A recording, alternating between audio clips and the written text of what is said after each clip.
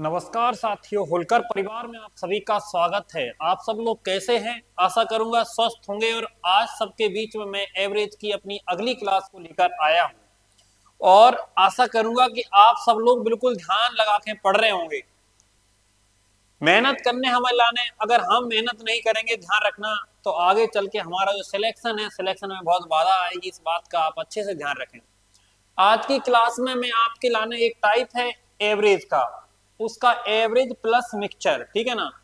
सबसे पहले हम क्वेश्चन देखें। देखो क्वेश्चन सुन लो पहले, जी आपके क्वेश्चन आ गए। आप देखो ध्यान से, यहाँ पे रट्टो का है, बस उसके लाने समझने। हमारे लाने दो ग्रुप रहे हैं, ध्यान रखना अच्छे, दो ग्रुप। अब दो ग्रुप किसी के भी हो सकते हैं, इस बात का ध्यान रखना। हमें एक ग्रुप का औसत दिया रहेगा, दूसरे ग्रुप का औसत दिया रहेगा और पूरा औसत दिया रहेगा दोनों का, मतलब दोनों ग्रुपों का एक साथ का। जैसे कि आपके लाने दिख रहा होगा सामने कि 50 विद्यार्थी कक्षा में औसत अंक देखें 72, मतलब 50 विद्यार्थी हैं, उनके औसत अंक हमें लाने दे 72। टोटल विद्यार्थी कितने हैं? 50 हैं। उन सबके औसत अंक दिए हैं। फिर कह रहे हैं लड़कों का 70 है और लड़कियों का 75। लड़कों का जो है वो कितना है? 70 है और लड़कियों का कितना है बताओ मुझे? 75 है।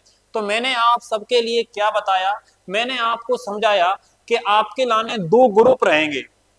एक ग्रुप का औसत अलग दिया रहेगा, दूसरे ग्रुप का औसत अलग दिया रहेगा, और सभी का औसत, दोनों ग्रुपों का औसत दिया रहेगा। इस बात का ध्यान रखना।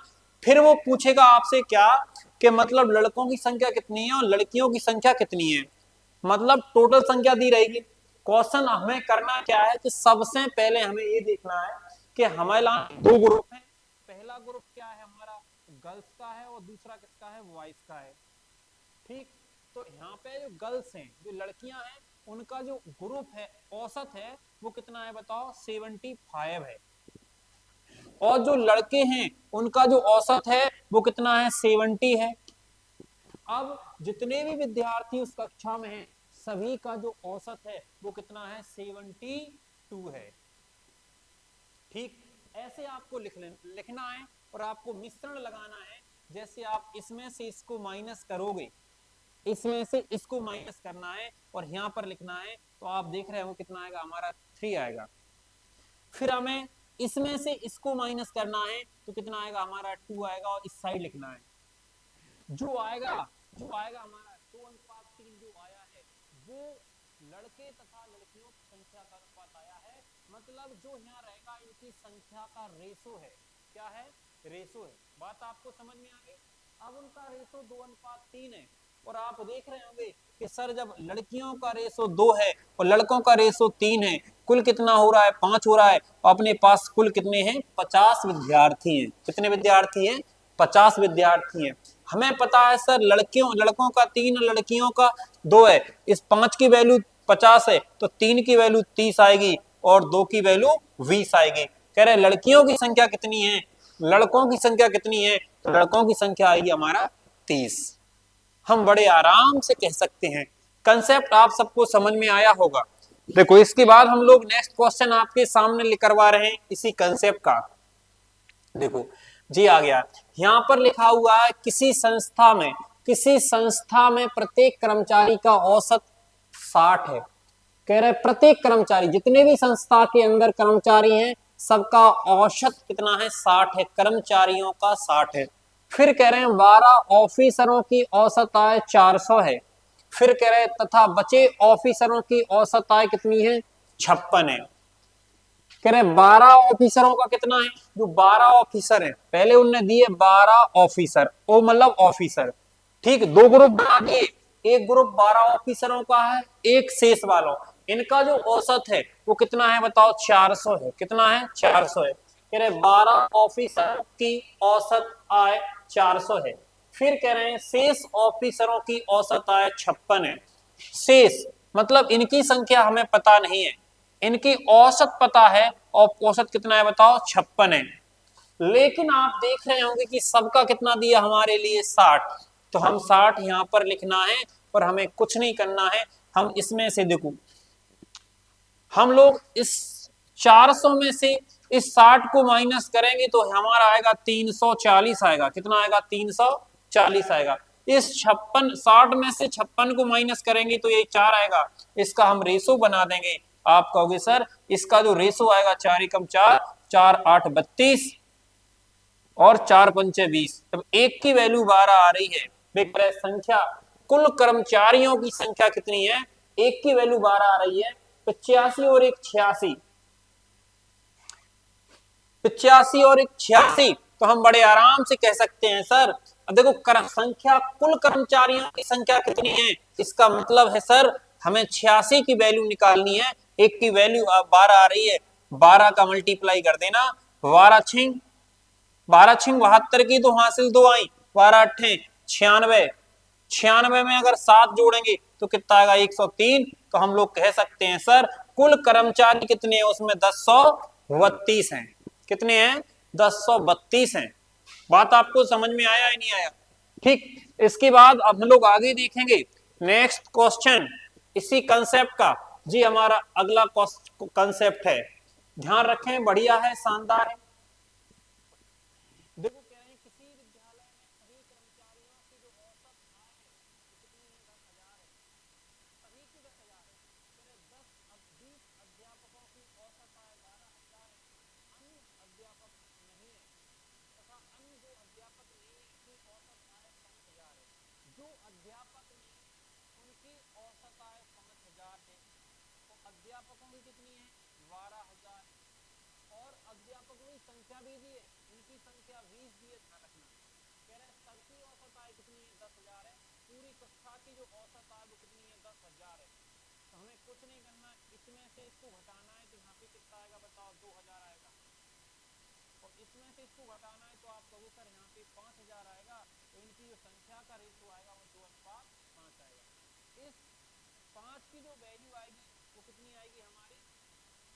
इस 5 की जो वैल्यू आएगी वो आएगी हमारी कितनी बताओ? सॉरी, हाँ सही तो है।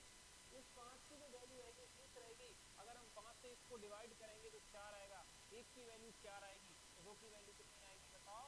8 आएगी। तो आप कह सकते हैं सर कि उन कर्मचारियों की संख्या ज्ञात करनी जो अध्यापक नहीं है, उनकी संख्या कितनी आएगी बताओ? 8 आएगी। बात आपको समझ में आई या नहीं आई? सेम इसी कंसेप्ट का देखो अगला क्वेश्चन आगे आ चुका है आपके सामने। किसी कंपनी में सभी कर्मचारियों की औसत आय 12,000, सभी की 12,000। ध्यान से देखना, देखो पुरुषों की मेल कितनी है? 15,000। और कह रहे महिला कर्मचारियों की औसत आय वो कितनी है? 8,000। वुमेन की कितनी है? 8,000। फिर कह रहे हैं पुरुष तथा महिला की कर्मचारियों की संख्या का अनुपात निकालना है, तो हम इसमें से इसको हटाएंगे। क्या करेंगे? इसमें से हम इसको हटाएंगे, तो आप ही बताओ मुझे कितना आ रहा है? यहाँ पे 3,000 आ रहा है। इसमें से इसको हटाएंगे तो कितना आ रहा है हमारा? 4,000 आ रहा है। 3 जीरो से 3 जीरो काट देंगे, 4:3 आएगा। इस क्वेश्चन का आंसर आप कहोगे सर पुरुषों की और महिलाओं की संख्या का जो रेशो रहेगा वो 4:3 रहेगा। बात आपको समझ में आया होगा। उसके बाद हम लोग नेक्स्ट क्वेश्चन बताएंगे आप सबके बीच में। दो कक्षाओं में ए और बी के अंकों का औसत 25 और 40। एक कक्षा अपनी क्या है? ए है, और एक कक्षा बी है। इनका औसत 25 है और ये कितना है हमारा? 40। फिर कह रहे हैं दोनों कक्षाओं के अंकों का संयुक्त औसत कितना है? 30 है। तो ए और बी के छात्रों की संख्या का अनुपात बताना है। इस 40 में से 30 को घटाएंगे 10 आएगा। इस 30 में से 25 को घटाएंगे 5 आएगा। इनका जो रेशो निकालेंगे वो 2:1 आएगा। आप कह सकते हैं सर इस क्वेश्चन का जो आंसर आएगा वो हमारा 2:1 आएगा। वैसे आप लोग कंसेप्ट समझ गए होंगे।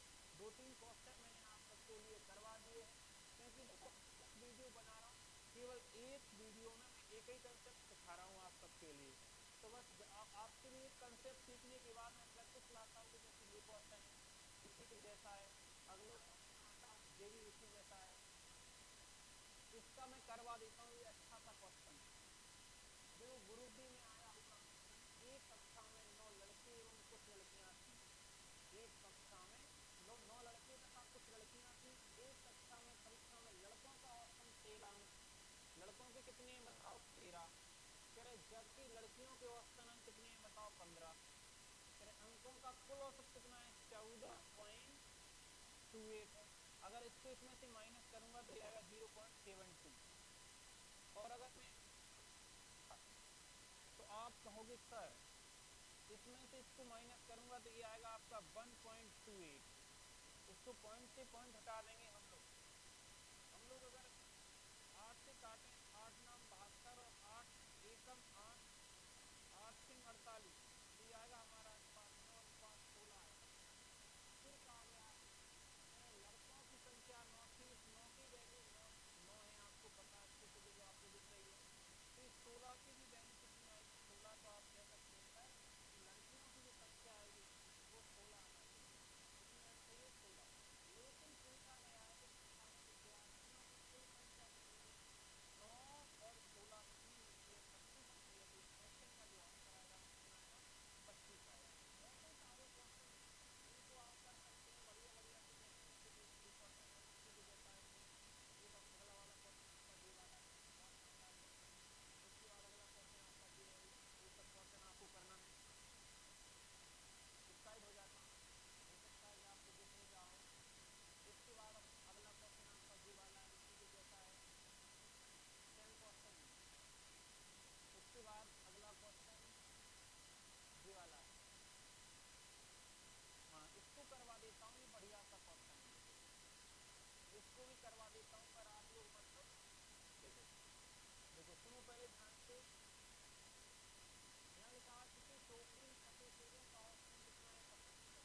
मैंने उस टोकरी में कितना था, जितने रखे थे उनका कितना था 50 था, लेकिन उस टोकरी में 7 किलोग्राम औसत भार वाले 6 सेब, मतलब जिनका 60 है उनकी संख्या है 6। कह रहे सेब मिलाए जाते हैं तो यदि टोकरी के सेबों का औसत भार 5 किलोग्राम बढ़ जाता, पहले कितना था 50 था, लेकिन अब कितना हो जाएगा। तो आपको रेशो बनाना है, आप कह सकते हैं सर यहाँ पे अंतर कितना आ रहा है 5 का। और यहाँ पर अंतर देखेंगे तो यहाँ पर भी कितना अंतर 5 का। इनकी संख्या का अनुपात निकालेंगे तो आप कह सकते हैं सर 1:1 है। एक की वैल्यू 6 है तो इस एक की वैल्यू भी कितनी आएगी 6। तो लिखा है जब टोकरी में प्रारंभ में रखे सेबों की संख्या कितनी थी 6 थी। तो आप लोग कर सकते हैं क्वेश्चनों के लिए। अगर कंसेप्ट आपको समझ आया हो तो ज्यादा से ज्यादा वीडियो को शेयर कर देना। मिलते हैं नेक्स्ट वीडियो में, तब तक के लिए जय हिंद। सभी के लिए भारत माता की जय। Hello hello.